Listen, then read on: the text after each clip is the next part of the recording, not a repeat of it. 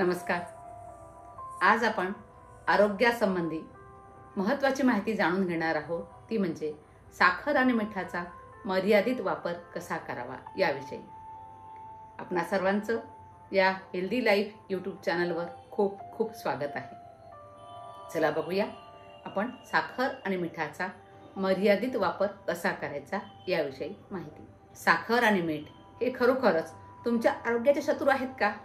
आणि जर आपण यांना खाण्याचं सोडून दिलं तर मग खरोखर आपण निरोगी राहू शकू का? हा खरा प्रश्न आहे. शरीर योग्यरित्या कार्य करण्यासाठी मीठ आणि साखर हे दोन्ही महत्त्वाची भूमिका बजावत असतात. मीठ हे एक मिनरल आहे. ते काय करतं तर आपल्या शरीरातली द्रव पातळी आणि ॲसिड बेस संतुलन राखण्यासाठी काम करत असतं. त्याचवेळी साखर जी आहे ती कार्बोहायड्रेटचा एक प्रकार आहे आणि आपल्या दैनंदिन क्रियेमध्ये शरीराचं जे काम चालतं त्यासाठी जे ऊर्जा आपल्याला लागते ती ऊर्जेचा उत्कृष्ट स्रोत म्हणजे ही साखर आहे. त्यामुळे मीठ आणि साखर दोन्हीही आपल्या शरीरासाठी गरजेच्या आहेत आणि आवश्यक आहेत. आपल्या रोजच्या आहारातले महत्त्वाची चव देणारे दोन घटक म्हणजे साखर आणि मीठ. पण जर यांचा अतिरेक झाला तर हेच दोन पदार्थ आपलं आरोग्य घालवू शकतात. आज आपण बघणार आहोत की साखर आणि मिठाचा मर्यादित वापर कसा करावा, म्हणजे आपल्या शरीराला त्यापासून हानी होणार नाही. ते आवश्यक आहे, त्या मात्रेपर्यंत घेणं गरजेचं आहे. पण त्याची मात्रा किती, काय वापरलं तर जास्त वापरलं तर काय होतं हे जाणून घ्यायचं आहे.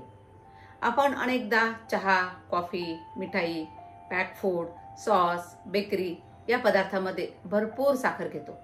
त्याचप्रमाणे मीठ असलेले पापड, लोणचं हे सुद्धा पदार्थ आपण जास्त घेतो. पण अति साखर जर तुमच्या खाण्यामध्ये आली तर डायबिटीस, लठ्ठपणा, दातांची झीज होणं या गोष्टी घडू शकतात. आणि अति मिठामुळे उच्च रक्तदाब म्हणजे ब्लड प्रेशर, हृदयविकार याचं ते कारण ठरू शकतं. आता या मिठाची, साखरेची किती प्रमाण असावं बरं आपल्या शरीरामध्ये ते बघूया. WHO मते एका दिवशी फक्त 6 चमचे म्हणजे 25 ग्रॅम इतकीच साखर आपल्या शरीरासाठी आवश्यक आहे.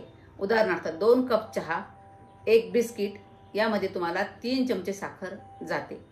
मग लक्षात घ्या किती कमी साखर खावी लागेल. मीठ दररोज केवळ 5 ग्रॅम म्हणजे 1 टीस्पून मीठ आपल्याला गरजेचं आहे. ते डाळ, भाजी, फोडणी, सॉस, पापडातून आपल्याला तेवढं मिळून जातं. म्हणून वरून मीठ टाकून घेण्याची आपल्याला मुळीच गरज नाही. आता हे आपल्याला कमी प्रमाण करायचं आहे तर कसं करायचं? आता साखरेसाठी उपाय काय आहे ते बघूया. तुम्ही चहामध्ये साखर कमी करू शकता, गूळ टाकू शकता किंवा इतर पदार्थामध्ये साखरेच्या ऐवजी खजूर वापरा. बिस्किट, केक, मिठाईचं प्रमाण कमी करा. ते आपण कमी करू शकतो. ते काही आरोग्यासाठी खूप आवश्यक आहे असं नाही. पॅकेज फूड वापरताना त्याच्यामधली ॲडेड शुगर तुम्ही बघत जा किती साखर टाकलेली आहे. आणि फळामधून तुम्हाला नैसर्गिक गोडवा मिळत असतो. त्यामुळे जर फळं खाल्ली तर ती साखर जी आहे ती आपल्यासाठी गरजेची आहे. आता मीठ, जेवणातलं मीठ तुम्ही कमी करू शकता. पापड, लोणचं, भेळ, चटण्या यांचं प्रमाण तुम्ही मर्यादित ठेवायचं, कारण यामध्ये मीठ जास्त प्रमाणात असतं. हर्ब्स किंवा लिंबाचा रस वापरून तुम्ही चव वाढवू शकता, पण मीठ प्रमाणातच ठेवा. सॅलडमध्ये मीठ न घालता तुम्ही मसाले घालू शकता. साखर आणि मीठ टाळण्याची गरज नाही हे लक्षात घ्या, पण त्याचा सजग वापर आपण करायला हवा. तसं जर केलं तर आपल्या शरीरामध्ये त्याची अतिरिक्त मात्रा होत नाही. लहानपणापासूनच ही सवय लागली तर आरोग्य टिकवणं आपल्याला सोपं जातं. आरोग्य हेच खरं सुख. चांगलं आरोग्य म्हणजे चांगलं जीवन, जे एक वरदान आहे. म्हणून तुमच्या जीवनावर तुम्हीच नियंत्रण ठेवू शकता. लक्षात घ्या, साखर आणि मीठ दोन्हीही शरीरासाठी आवश्यक आहे, परंतु त्यांचं जास्त प्रमाण आरोग्यासाठी हानिकारक ठरू शकतं. आपल्या आहारात जर तुम्ही याबद्दल काही बदल करणार असाल तर तुमच्या डॉक्टरांचा सल्ला तुम्ही जरूर घ्या. आपल्या शरीराच्या गरजेनुसार साखरेचं आणि मिठाचं प्रमाण कमी जास्त होऊ शकतं. जर तुम्हाला डिहायड्रेशन झालं असेल तर तुम्हाला मिठाची गरज आहे. तुम्हाला हायपोग्लायसेमिया झाला असेल तर तुम्हाला साखरेची गरज आहे. तर तेव्हा जर तुम्ही साखर कमी कराल तर अजून त्रास वाढेल. म्हणून डॉक्टरांचा सल्ला घेणं गरजेचं आहे. तुम्हाला ही माहिती उपयोगी वाटली का?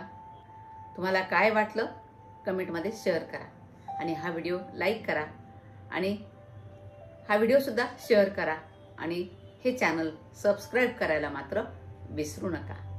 धन्यवाद.